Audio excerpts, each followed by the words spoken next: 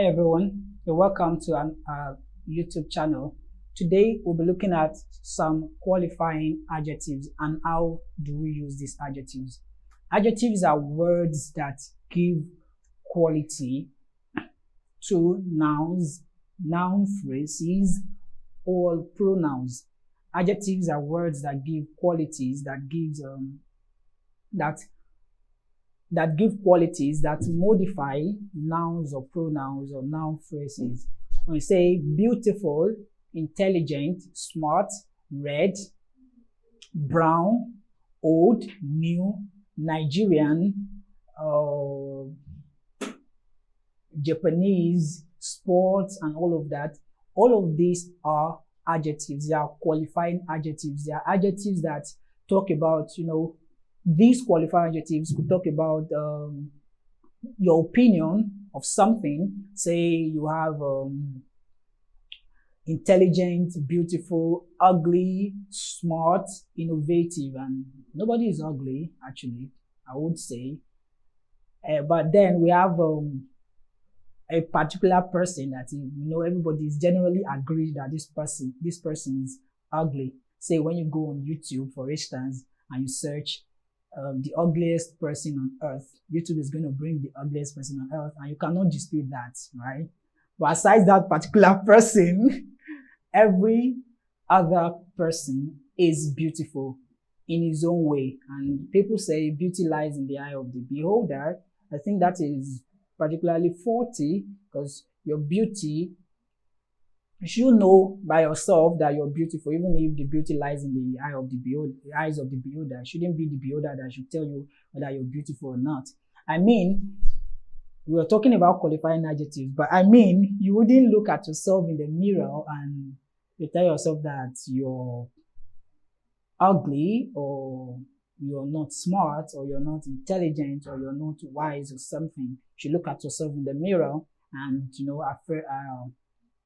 say positive things about yourself and give positive adjectives, right, to describe yourself, to qualify yourself, to modify yourself, perhaps to change who you are, because your opinion of yourself is actually what is valid. So talking about the opinion that you have of yourself, like intelligent, beautiful, smart, and all of that, or the opinion other people have of you, how we should balance this. Could talk about qualifying adjectives. Could talk about size, right?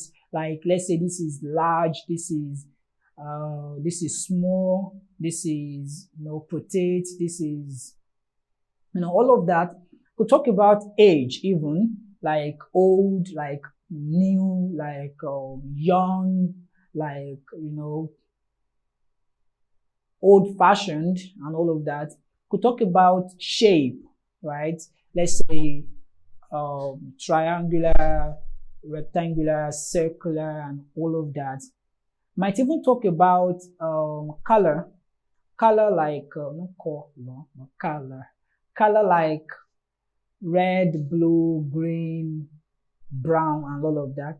Qualifying adjectives could also be origin, say Nigerian, Japanese, Portuguese, Spanish, British, and all of that. But these are adjectives, okay, proper adjectives that are derived from proper nouns.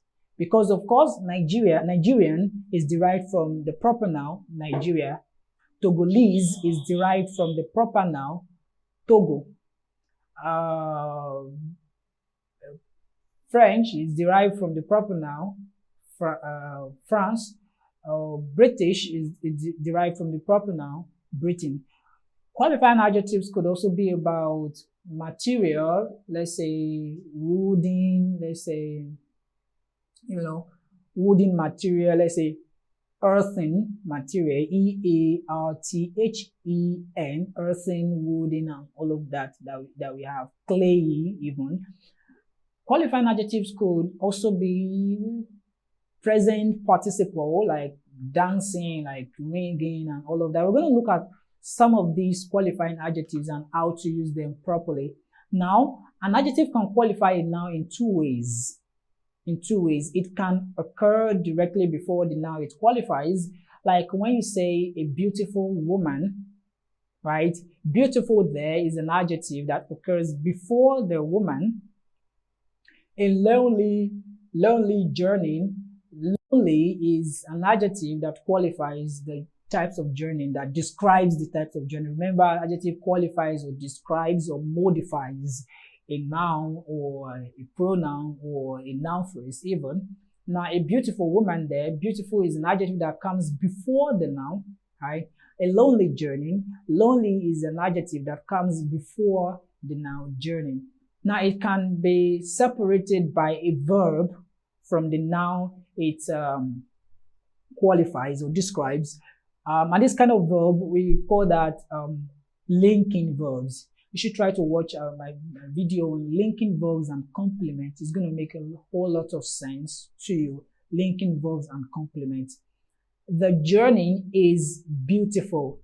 The journey is beautiful. Now here, the beautiful is coming after the linking verb is, right? And beautiful there is an adjective. So it's coming after the verb, like it's separated by a verb, by a copular verb, by a linking verb. The journey is beautiful. So beautiful is a complement of that journey, is a word that describes the journey, and it is separated by that verb, by that linking or copular verb.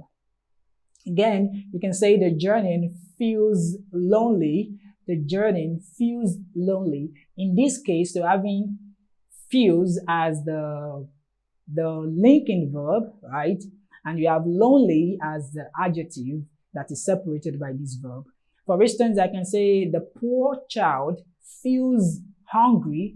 The poor child feels hungry. Now, hungry is the word. I can't say the poor child feels hunger. No, because feels is a linking verb. And what comes after it should be, in that particular form especially, should be an adjective, right? An adjectival complement in this case would be hungry. So the poor child feels hungry. Hungry is a word that describes the poor child, and hungry is separated by this linking verb, feels. Then you discover that the poor child here is a noun phrase, right? Remember I said it could just be a noun like woman, right?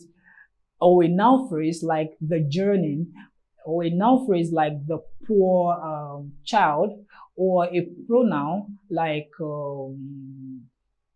she is beautiful, right? She is beautiful. So beautiful is a word that describes she, that describes that particular pronoun in the third person singular form. Great. Now, as in the examples that I gave earlier about the beautiful woman, or the woman is beautiful, a lonely journey, or the journey feels lonely, as in the examples above, most adjectives can qualify nouns in both ways. That is correct. Okay, totally acceptable. However, there are a few exceptions that one should take note of. There are some adjectives such as main, principal, share. They only occur before the nouns they qualify. Before the nouns they qualify. For instance, you're going to say the main topic. The main topic, and not the topic is main.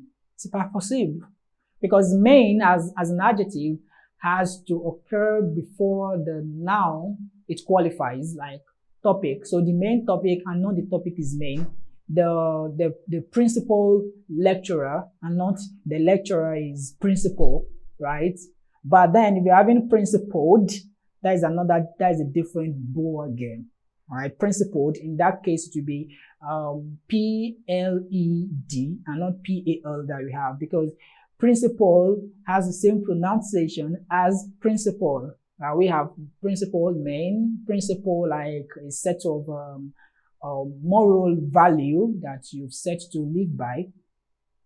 Now again, we say shared nonsense, nonsense that is not mixed with anything, that is just, in its natural state. We can say the nonsense is share. Okay, it doesn't make sense that way, because these adjectives, main, principal, share, only occur before the nouns they qualify. Other adjectives such as present, absent, and not absent, absent, afraid, alone, asleep, afloat, ashamed only occur after the nouns they qualify. After the nouns they qualify. The man is afraid. And you're not going to say the afraid man. Otherwise, there is a problem there.